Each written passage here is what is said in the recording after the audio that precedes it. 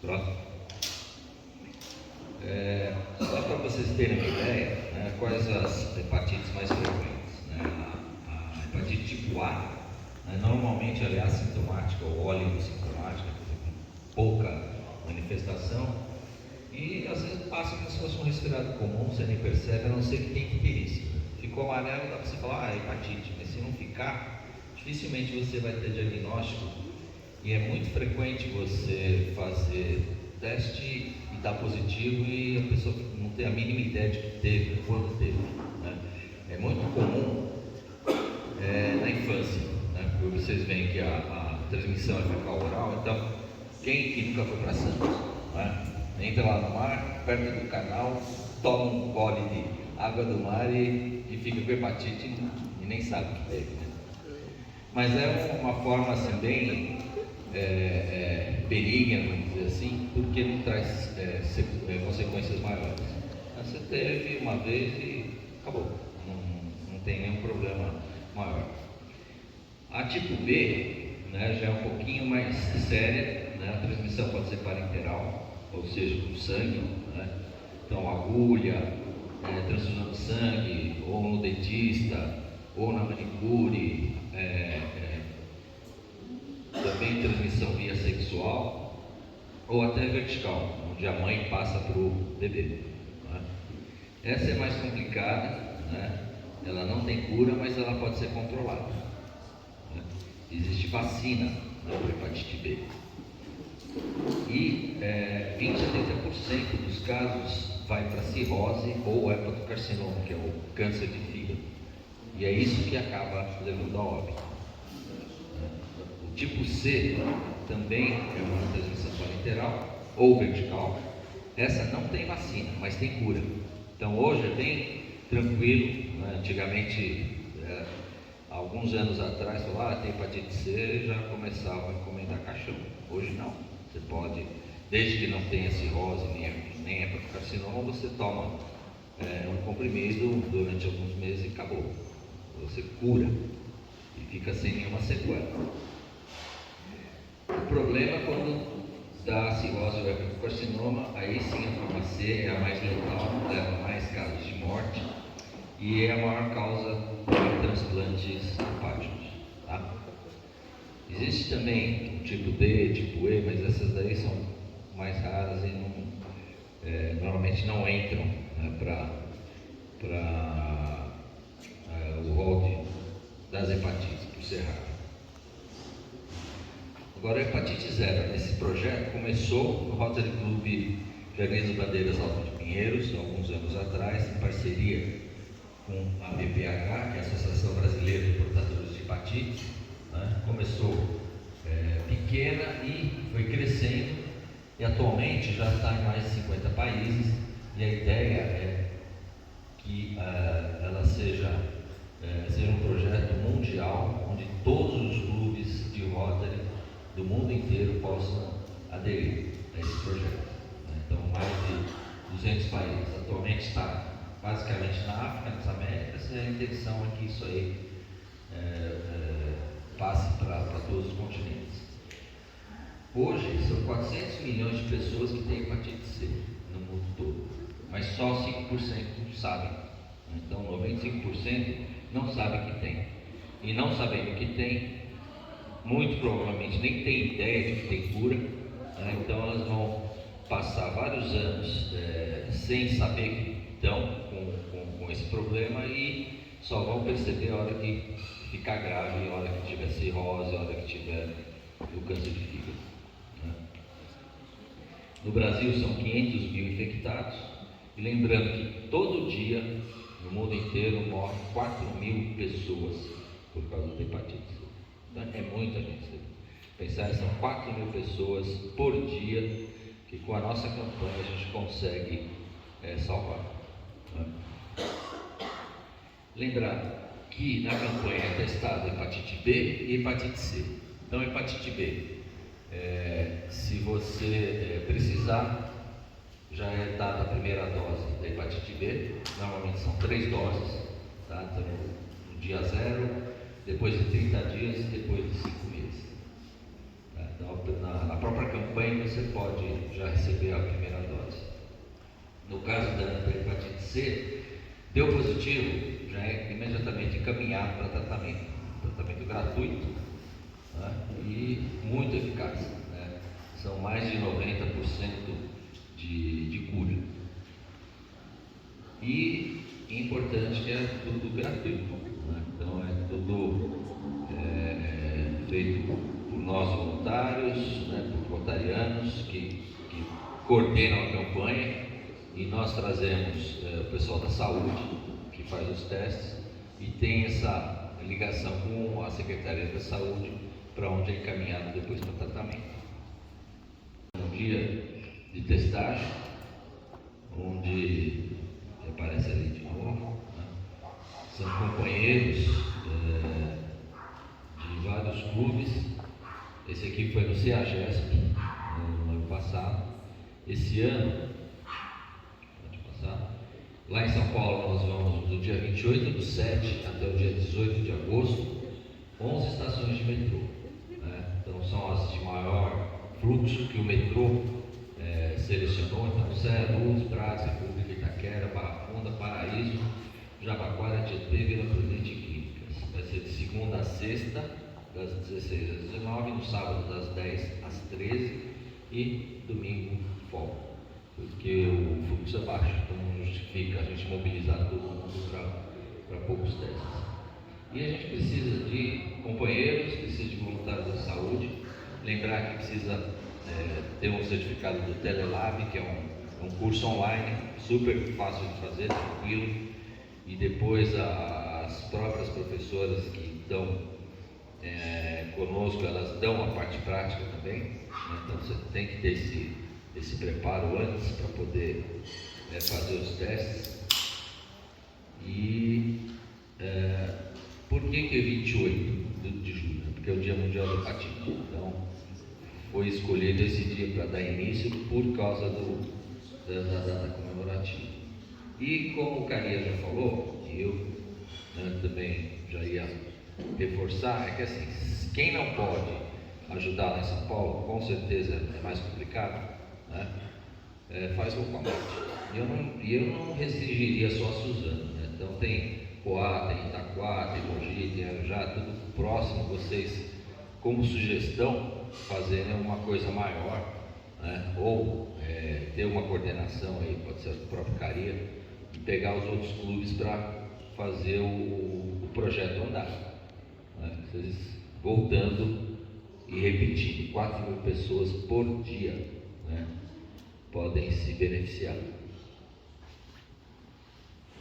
E basicamente é isso que eu queria falar. Assim, tem informação, o resto eu acho que vocês podem perguntar, né? E vamos comemorar. Vocês repararem ali que a safra rota de 500 ali. Achando bem. Pois não. Hepatite ou alguma coisa que controle isso. Qual o tempo, se houvesse ou se há essa possibilidade da vacina proteger a pessoa? Eu tive um caso de um amigo meu que num hospital, sentado no corredor, pegou essa tal de hepatite e veio a falecer. Então, há uma outra forma de se contaminar de hepatite dentro de um corredor do hospital, e se a vacina tem algum tempo, né, com relação ao efeito dela. Se puder me responder, agradeço. Eu cheguei a mencionar que a hepatite B tem vacina, a C não tem. E a B você precisa tomar 3 doses, né? Então você toma uma hoje, dali 30 dias toma a segunda dose, dali 5 meses você toma a terceira dose, tá? E assim, depende muito também do seu estado imunológico, né? Porque como é que funciona a vacina? Você dá um estímulo, né? Mas o seu organismo tem que produzir o anticorpo, né? Então se tiver por algum motivo em imunodepressão, você não vai estar tão protegido, tá? Inclusive gente que estava sadia e tinha uma proteção e de repente tem alguma doença que diminua a imunidade, a proteção cai também. Então aí você pode pegar, mesmo tendo sido vacinado. É isso que eu falo, dentro do corredor E assim, só de estar no corredor não, mas se ele tomou uma picada de alguma coisa contaminada, não sei se ninguém perguntou nesse beijo, dá problema. Esse é o meu objetivo, tem que se concluir ele pegou na parede do hospital, não sei se é isso. Uma coisa que me perguntam com frequência, aí beijo, claro, né? O problema é assim, pode eventualmente contaminar se um está com uma carga viral alta e se o outro tem uma ferida na boca. Aí é sério, entendeu?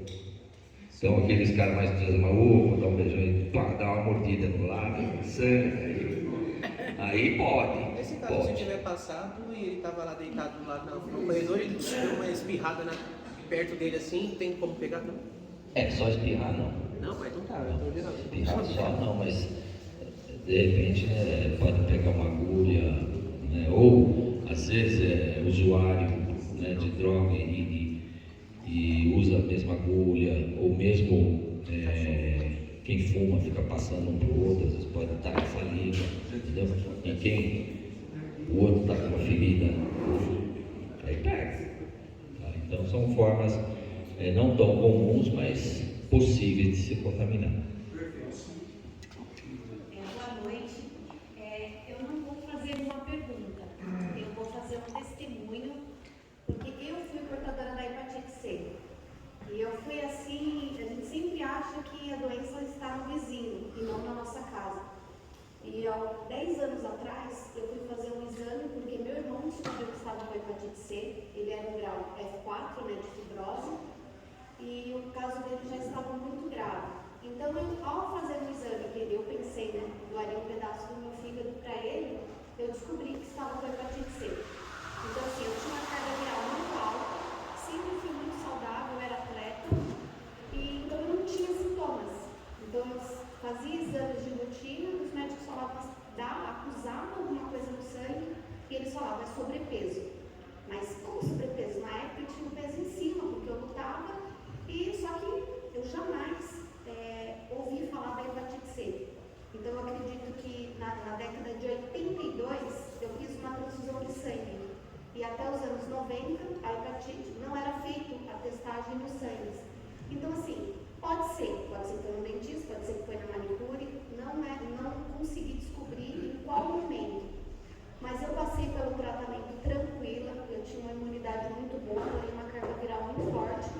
Fiz o tratamento 6 meses com a medicação antiga, terminei os 6 meses, a carga viral voltou normal.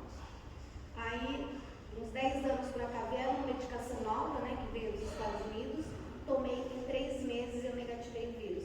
Então, assim, eu tive o auxílio da Unifesp, né, a partir do momento que eu fui testada positivo, eles me deram todo um respaldo. A Associação Brasileira, né, dos Portadores de Hepatite, eu fazia regularmente a fibroscan, que é um tratamento moderno, não invasivo, né, como antigamente precisava fazer a biópsia. Então, gente, façam o teste, porque pode ser que 5% só, né, sabe que tem, é muito pouco. Então, era isso que eu tinha para dizer para vocês hoje. Como é que começou a BPH, como é que começou a hepatite zero, né? O Humberto, que é um companheiro nosso, que é o presidente mundial, né, do hepatite zero, ele próprio descobriu também por acaso que era portador de hepatite C, né? E a partir do tratamento dele, como você foi atrás, viu que tinha muita coisa acontecendo, ele, como médico, ele resolveu abraçar essa causa e começou a campanha, né, pequena, e hoje está onde está.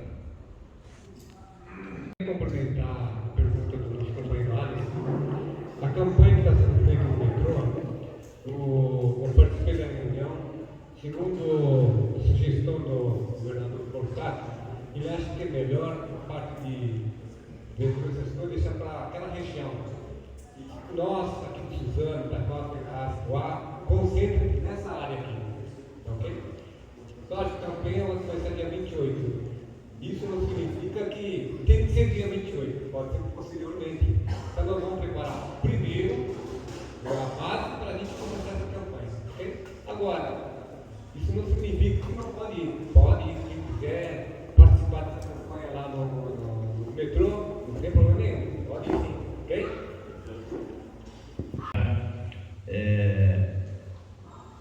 Você falou em 3 doses. A pergunta que eu quero fazer é o seguinte: depois de tomar a última dose, tem um tempo de durabilidade, não precisa vacinar mais, ou depois de um certo período precisa vacinar novamente? A rigor, você está protegido, tá? Mas é bom de vez em quando fazer teste. Depois de 10 anos, depois de 20 anos. Você lembra que nós trabalhamos juntos na convenção, né, mundial lá no INVI, e lá havia a aplicação, né, da vacina. E eu, a Celina, nós tomamos a vacina lá. E a informação que eles deram é que depois daquela dose não precisava se preocupar mais.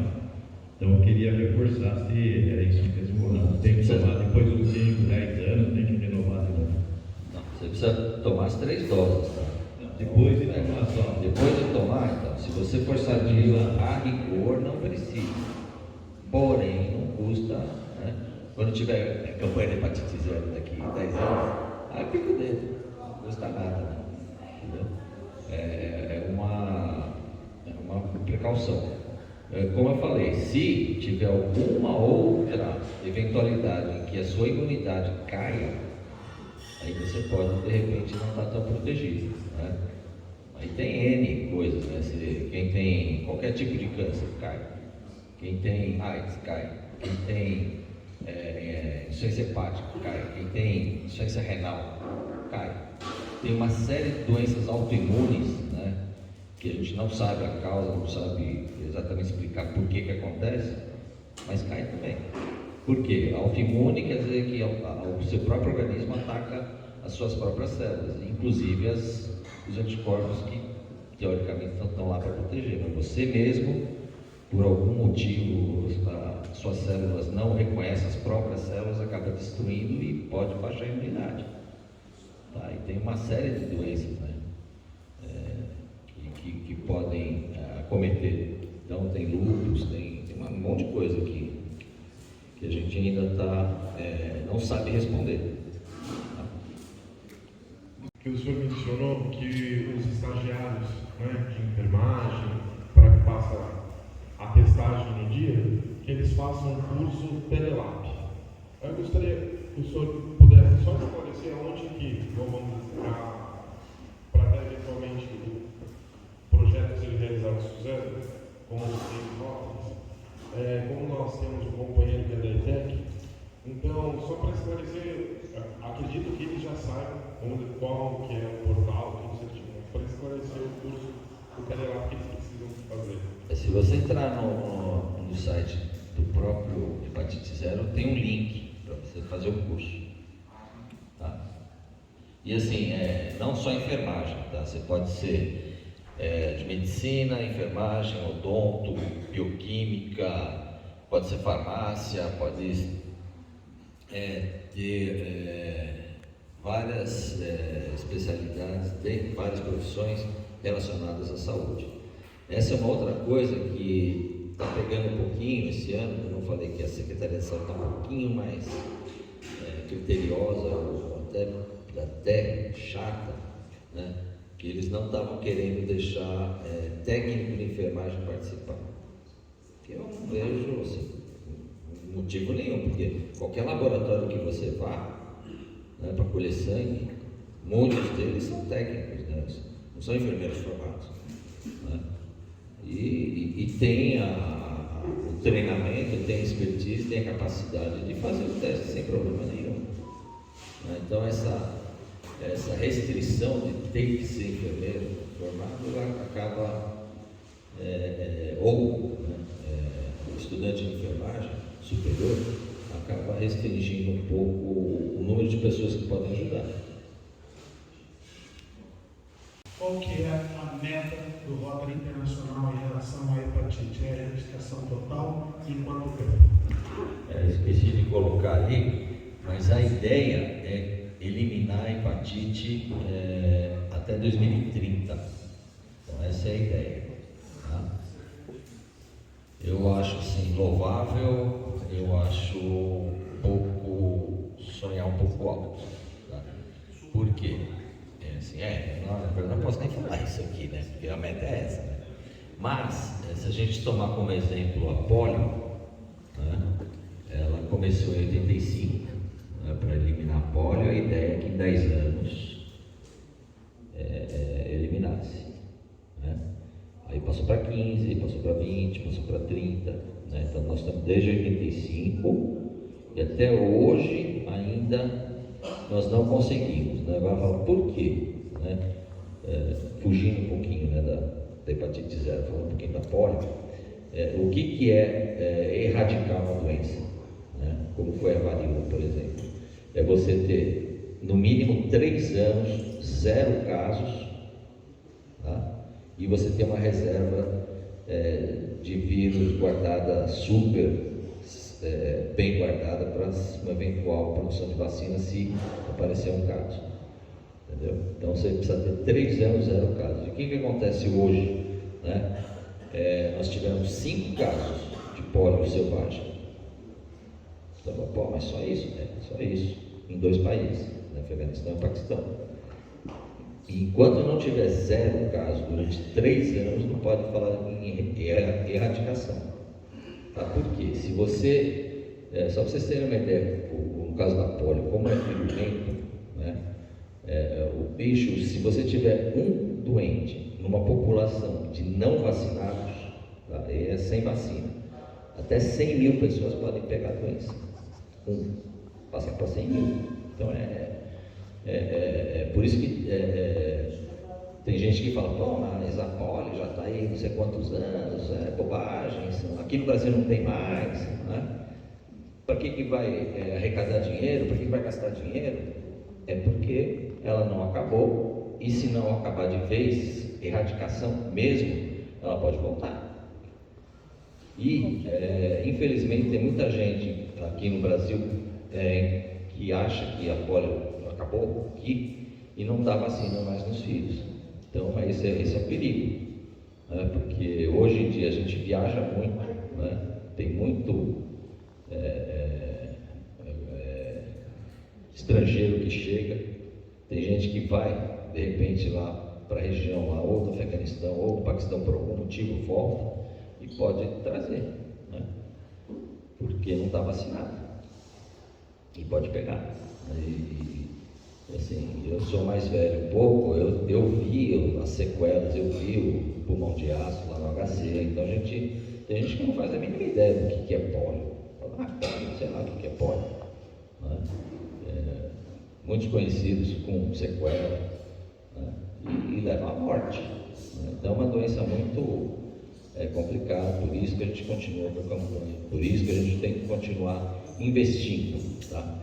E no caso da hepatite, a ideia é até 2030. Agora, eu acho difícil porque tem regiões em que as pessoas não acreditam em vacina, né? Estados Unidos é um país assim, complicado para vacinar, né? Uma grande parte da população fala assim, não, isso aí é bobagem, isso aí leva a autismo, leva a outras coisas, e eu não vou dar para o meu filho. Infelizmente, é assim que acontece. Doutor,